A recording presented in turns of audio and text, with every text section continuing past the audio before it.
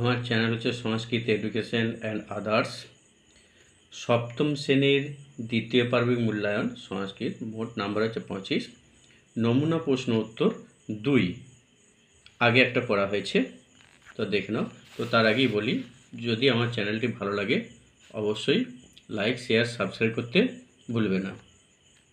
তবেই তাহলে তোমরা পরবর্তী প্রশ্ন উত্তর পাবে। তাহলে শুরু করা যাক। দেখো, অব্যয় পদ দিয়ে বাক্য রচনা করো। তা কি আছে? অদ্য। অদ্য মানে কি? অদ্য মানে হচ্ছে আজ। অদ্য অহং বিদ্যালয়ং গমিষ্যামি। আজ আমি বিদ্যালয়ে যাব। তাহলে বিদ্যালয়ং অনুস্বার হয়েছে, কারণ হচ্ছে গম ধাতু আছে বলে। গম ধাতু থাকলে সপ্তমী না হয়ে দ্বিতীয়া হয়, তাহলে বিদ্যালয়ে নয় বিদ্যালয়ং হবে। তারপর দেখো, অত্র। অত্র মানে কি? অত্র মানে হচ্ছে এখানে। এখানে অত্র আগচ্ছসি।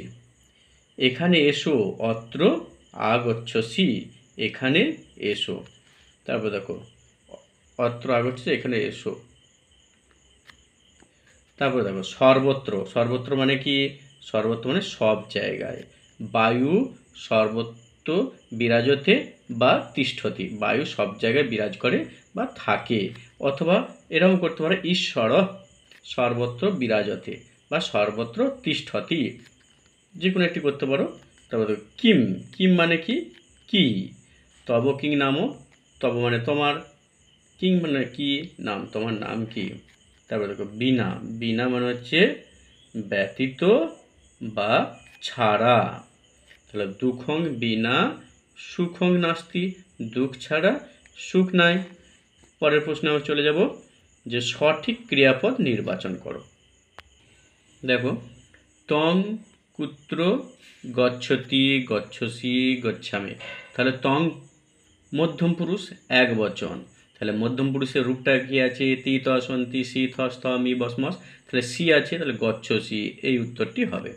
তারপরটা দেখো, বালিকে পঠতি পঠত পঠন্তি। বালিকে হচ্ছে দ্বিবচন, তাহলে দুটি বালিকা। তাহলে প্রথম পুরুষ, তাহলে প্রথম পুরুষের রূপটা কি হবে? পঠতি পঠত পঠন্তি। তাহলে দ্বিবচন আছে, তাহলে কি হবে? পঠত। পঠত বিসর্গ, এটি উত্তর হবে। তারপর দেখো, সদা সত্যং বদেত। সর্বদা সত্য কথা বলা উচিত। বদেতাম বদেউ। বদেত বদেতাম বদেউ। সদা সত্যং বদেত বদেতাম বদেউ। তাহলে এক বচনই হবে বদেত। দেখো, ছাত্র বিদ্যালয়ং গমিষ্যাব গমিষ্যথ গমিষ্যত। তাহলে ছাত্র দ্বিবচন এবং প্রথম পুরুষ, তাই এটা হচ্ছে, এটা গমিষ্যাবটা হচ্ছে উত্তম পুরুষ বহুবচন, গমিষ্যথ মধ্যম পুরুষ বহুবচন, গমিষ্যথ প্রথম পুরুষ দ্বিবচন। এইগুলো সব দ্বিবচন আছে, তাই এটাও দ্বিবচন উত্তম পুরুষ, এটাও মধ্যম পুরুষ দ্বিবচন, আর এটা হচ্ছে প্রথম পুরুষ দ্বিবচন। তাহলে প্রথম পুরুষ দ্বিবচন উত্তর হবে। ছাত্র যেহেতু প্রথম পুরুষ দ্বিবচন, তাহলে গমিষ্যত প্রথম পুরুষ দ্বিবচন উত্তর হবে। পরের প্রশ্ন দেখো, অহং হসতি স্ম হসসি স্ম হসামি স্ম। অহং কোন পুরুষ? অহং হচ্ছে উত্তম পুরুষ। তাহলে উত্তম পুরুষের এক বচন, তাই উত্তম পুরুষের এক বচন অতীতকাল। তাহলে কি হবে? আমি হেসেছিলাম। তাহলে হসতি হবে না, হসসি হবে না। হসতি স্ম হচ্ছে প্রথম পুরুষ এক বচন, হসসি মধ্যম পুরুষ এক বচন, হসামি স্ম হচ্ছে উত্তম পুরুষ এক বচন। তাহলে উত্তম পুরুষের এক বচনটি হবে। পরের প্রশ্ন দেখো, কারক বিভক্তি নির্ণয় করো। দেখো, দিনং প্রতি দয়াং কুরু। তাহলে দিনংটা কি? দিনং হচ্ছে যে প্রতি শব্দযোগে হয়েছে, তাহলে দিনং প্রতি। তাহলে প্রতি শব্দযোগে, যে প্রতি শব্দে যে প্রতি শব্দটা আছে, প্রতি শব্দের যোগে, যে দিনম পদে প্রতি শব্দের যোগে কর্মে দ্বিতীয়া বিভক্তি হয়েছে, এরকম করে লিখতে হবে। দেখো, পরের প্রশ্ন, রাম বনং গতবান। রাম বনে গিয়েছিলেন। তাহলে বনেটা হচ্ছে দ্বিতীয়া হয়েছে, কারণ হচ্ছে বনে হওয়া উচিত, গতবান হচ্ছে গম ধাতু থাকার জন্য এটা হচ্ছে দ্বিতীয়া হয়েছে। তাহলে রাম পদে হবে কর্তৃকারকে প্রথম বিভক্তি। তাহলে রাম পদে কর্তৃকারকে প্রথম বিভক্তি হয়েছে, উত্তর লিখলেই হবে। দেখো, পিতা পুত্রেণ সহ গচ্ছতি। তাহলে পিতার পুত্রের তলায় দাগ আছে, তাহলে পুত্রেণটা লিখতে হবে তৃতীয় দাগ, পুত্রেণ তলায়, তাহলে নরেণ, পুত্রেণ তলায় দাগ আছে, তাহলে পুত্রেণ পদে এই যে সহ একটা শব্দ আছে, এই যে সহ শব্দের যোগে করণ কারকে তৃতীয় বিভক্তি হয়েছে। পরের প্রশ্নে আমরা যাব, দেখো বৃক্ষাৎ পত্রং পততি, তাহলে গাছ থেকে পাতা পড়ছে, তাহলে হইতে থেকেছে অপেক্ষা থাকলে কি হয়, অপাদান কারক, তাহলে এখানে হবে বৃক্ষাৎ পদে অপাদান কারকে পঞ্চমী ব্যক্তি।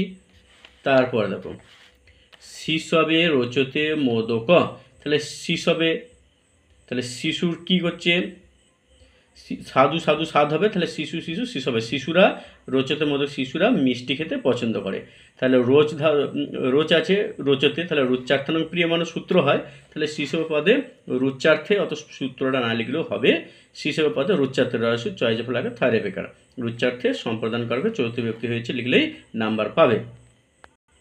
এরপরে দেখো শব্দরূপগুলি লেখো, সবগুলি বেশি বেশি করে দেওয়া আছে, এর মধ্যে করে নিতে হবে। দেখো নর শব্দের তৃতীয় এক বচন কি হবে, নরেন, দন্তেন্য রয় একার মূর্ধন্য। তারপর দেখো খ নর শব্দের সপ্তমীর এক বচন কি হবে, নরে সুদন্তেন্য রায়িকার পেট কাটা মূর্ধন্য হ্রস্ব। আচ্ছা তারপর দেখো ফল শব্দের তৃতীয়ার বহুবচন কি হবে, ফলই, ফল অয়িকার বিসর্গ। দেখো ফল শব্দের ষষ্ঠীর এক বচন কি হবে, ফলস্ব, নরস্ব, ফলস্ব। তারপরে দেখো ফল শব্দের পঞ্চমীর দ্বিবচন কি হবে, ফলাভ্যাম, ফল একার ভয়জাপলা ময়হসন। পরের প্রশ্ন দেখো লতা শব্দের সপ্তমীর বিবেচন কি হবে, লতাসু, লত একার দন্তেশ্বর রস্যু, লতাসু। পরের প্রশ্ন যাব লতা শব্দের ষষ্ঠীর এক বচন কি হবে, লতায়া, লত একার অন্তস্থ একার বিসর্গ। লতা শব্দের চতুর্থের এক বচন কি হবে, লতা ওই, লত একার অন্তস্থ ইকার। তারপর নর শব্দের পঞ্চমীর বহুবচন কি হবে, নরেভ্য দন্তের ন রয়িকার ভয়জাপলা বিসর্গ। তারপর দেখো নর শব্দের সপ্তমীর দ্বিবচন কি হবে, নরয়, দন্তের ন র অন্তস্থয় ওকার বিসর্গ, নরয়। তারপরের প্রশ্ন দেখো এবার ধাতুরূপগুলি লেখো। দেখো ভূ ধাতুর লট উত্তম পুরুষের বহুবচন কি হবে, তাহলে রূপটা বর্তমানকাল রূপটা কি আছে, তি তস অন্তি সি থস থ মি বস মস, মসটা হবে, তাহলে ভবতি ভবত ভবন্তি ভবসি ভবত ভবত ভবামি ভবাব ভবাম, তাহলে কি হবে ভবাম, ভ বয়াকার ম বিসর্গ। পরের প্রশ্নে যাবো আমরা, তাহলে ভূ ধাতুর লিট, ভূ ধাতুর লিট প্রথম পুরুষের দ্বিবচন, তাহলে লিট মানে হচ্ছে কি ভবিষ্যৎকালের, তাহলে প্রথম পুরুষের দ্বিবচন বলেছে ভবিষ্যতি, ভবিষ্যৎ, তাহলে হবে কি হবে ভবিষ্যৎ, ভ বয়রস্যই মধ্যাহ্নস্যই জফলা, দ্বিবচন বলেছে ত বিসর্গ ভবিষ্যৎ, তাহলে ভূ ধাতুর লিট প্রথম পুরুষের দ্বিবচন ভবিষ্যৎ। তারপর দেখো স্থা ধাতুর লট মধ্যম পুরুষের এক বচন, স্থা ধাতু হলে বর্তমানকালের মধ্যম পুরুষের এক বচন কী হবে, তাহলে কী হবে তিষ্ঠতি, তিষ্ঠত, তিষ্ঠন্তি, তিষ্ঠসি, তিষ্ঠসি, তরস্যই মধ্যাহ্নস্যই ঠ দন্তেশ্বরস্যই তিষ্ঠসি। পরের প্রশ্ন দেখো বলছে স্থা ধাতু লিট, লিট মানে কি ভবিষ্যৎকাল, ভবিষ্যৎকাল উত্তম পুরুষের বহুবচন কী হবে, উত্তম পুরুষের বহুবচন হবে, যেহেতু ভবিষ্যৎকালের আকারান্ত ধাতুরূপ থাকলে শুধু সূত্রটা বসিয়ে দিলেই হয়ে যাবে, উত্তম পুরুষের বহুবচন কী হবে, তাহলে থাস্সামি, থাস্সাব, থাস্সাম, দন্তেশ্বয়ে থয়াকার, দন্তেশ্বয়ে জফলা আকার ম বিসর্গ, থাস্সাম। পরের প্রশ্ন দেখো গম ধাতুর, গম ধাতুর লট মধ্যম পুরুষ এক বচন, লট মধ্যম পুরুষের এক বচন কী হবে, তাহলে কি রূপটা কেমন আছে, বর্তমানকালে গচ্ছতি, গচ্ছত, গচ্ছন্তি, গচ্ছসি, তাহলে লট মধ্যম পুরুষের এক বচন হবে গচ্ছসি। দেখো গ চয় ছ দন্তেশ্বয় রস্যই, গচ্ছসি। পরের প্রশ্নে এবারে যাব, তাহলে গম ধাতুর লিট প্রথম পুরুষের দ্বিবচন, লিট মানে হচ্ছে ভবিষ্যৎকাল, প্রথম পুরুষের দ্বিবচন হবে গচ্ছতি, গচ্ছত, এইরকম রূপ আছে, তাহলে এটা হবে গমিষ্যতি, গমিষ্যত, গমিষ্যত, তাহলে গমিষ্যত, গ ময়রস্যই মধ্যাহ্নস্যই জফলা ত বিসর্গ, তাহলে তি তস অন্তি সূত্র অনুযায়ী তাহলে তসটা হবে গমিষ্যত, লিট প্রথম পুরুষের দ্বিবচন গমিষ্যত। চলো আমরা এবার অনুবাদ শিখি।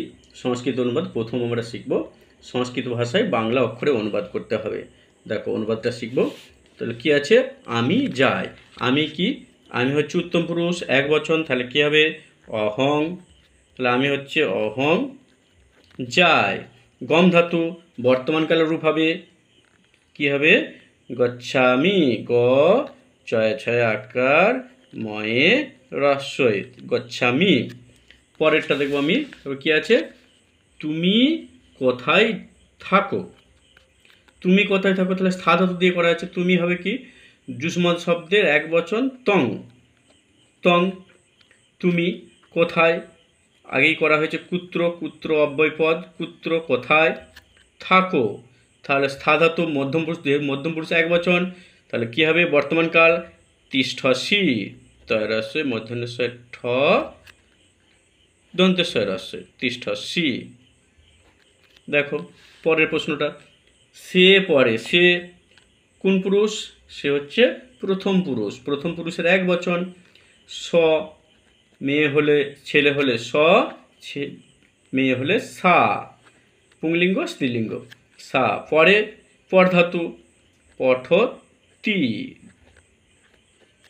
তারপরের প্রশ্ন দেখো, আর পরের প্রশ্নে যাব। তাহলে বালকটি পড়বে না। বালকটি, তাহলে এক বালকটি কি হবে, যেহেতু এক বছর নর শব্দের মতো হবে বালক। বয়াকার ল ক বিসর্গ, তাহলে বালকটি হয়ে গেল। পড়বে না পর ধাতু ভবিষ্যৎকালে আছে পড়বে না, বালকটি পড়বে না। তাহলে কী হবে, আগে নটা বসিয়ে দাও, শুধু ন, না পড়বে না ভবিষ্যৎকাল, তাহলে পটিশ্বতি পটিশ্বত পটিশ্বত, তাহলে পটিশ্বতি হবে। যেহেতু এক বচন আছে প্রথম পুরুষ, তাহলে ভবিষ্যৎকালের এরকম রূপটা আছে পটিশ্বতি, বালকটি পড়বে না। তাহলে পরের প্রশ্ন দেখো, বালকটি আজ থাকবে। বালকটি বা বালিকাটি, বালিকাটি, তাহলে বালিকা লতা শব্দের মতো, তোমাদের লতা শব্দ একটু আগেই হলো, তাহলে বালিকা লতা, তাহলে বালিকা এক বচন যেহেতু লতা শব্দের মতো, তাহলে বালিকাই থাকবে। আজ, আজের সংস্কৃত হচ্ছে অদ্য, আজকে সংস্কৃত হচ্ছে অদ্য, আজ। থাকবে, তাহলে কোন কালের, ভবিষ্যৎকালে, তাহলে কি হবে স্থা ধাতু, কি হবে স্থা ধাতু, তাহলে থাস্বতি থাস্বত, তাহলে থাস্বতি হবে।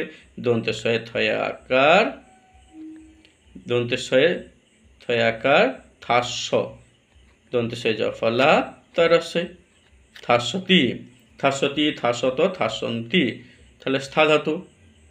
তাহলে কি হলো না থাস্বতি। এর পরেটা দেখো, বালকগুলি এখন যাবে। বালকগুলি, তাহলে কি হবে নর শব্দের প্রথম আর বলছে নরা, তাহলে বালকা, বালকা, বালকগুলি, তাহলে বালকা। এখন অধুনা, অধুনা, অধুনা থাকবে, তাহলে ভবিষ্যৎকাল তিষ্ঠতি থাস্যতি, বর্তমান ভবিষ্যৎকাল যেহেতু আছে থাস্যতি থাস্যত থাস্যন্তি হবে। দন্তেশ্বয়ে থয়াকার, দন্তেশ্বয়ে জফল্লা, দন্তের নয়ে তয়ে রস্যই থাস্যন্তি। তুমি এখন থাকবে, তুমি, তাহলে তুমি কি হবে তং, মধ্যম পুরুষ এক বচন, তুমি এখন শব্দ অর্থ হলো অধুনা, অধুনা থাকবে, তাহলে এক বর্তমানকাল ভবিষ্যৎকাল, তাহলে এক বচন মধ্যম পুরুষ থাস্যসি, দন্তেশ্বয়ে থায়াকার, দন্তেশ্বয়ে জফল্লা, দন্তেশ্বয়ে রস্যই। দেখো তোমাদের এটি সমাপ্ত হলো।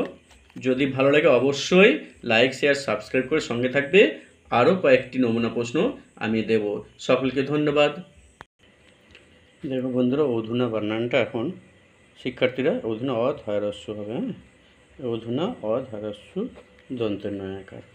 ঠিক আছে, আমার ভিডিও যদি ভালো লাগে অবশ্যই লাইক শেয়ার সাবস্ক্রাইব করে সঙ্গে থাকবে। সকলকে ধন্যবাদ।